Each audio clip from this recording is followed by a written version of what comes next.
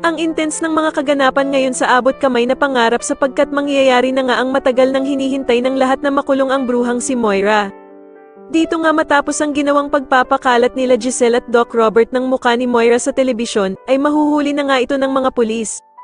Samantala ay magagalit nga ng sobra si Zoe at susugudan nga nito si Doc Robert dahil sa ginawa nitong live broadcast kay Moira, at sasabihin nga nito na napakalaking kasiraan daw sa pamilya nila ang ginawang pag-broadcast nila Doc Robert at Giselle sa ina niyang si Moira. Pero sasagutin nga lang siya ni Doc Robert na wala na daw siyang pakialam kay Moira, at ang gusto na lamang nga daw niya ay mahuli ito at magbayad sa nagawa nito sa ama niyang si Don Pepe.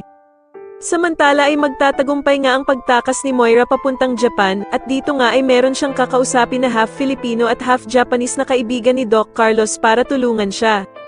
Sa kalagitnaan naman ng kasiyahan ni Moira ay bigla siyang tatawagan ni Doc Carlos para sabihin sa kanya na mag-ingat siya dahil sa nandoon nga din daw sa Japan sila Lynette at Annalyn.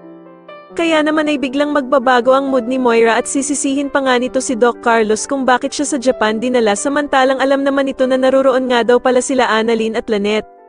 Sa kabilang banda naman ay makakapagkita na nga sila Moira at ang taong susundo sa kanya para tulungan siya.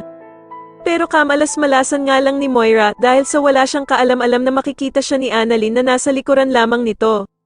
Samantala ay tatanungin na nga ni Lynette itong si Doc Lin dun sa nararamdaman nito para sa anak niyang si Annalyn dahil nga sa nakakahalata na siya na may gusto ito sa anak niya.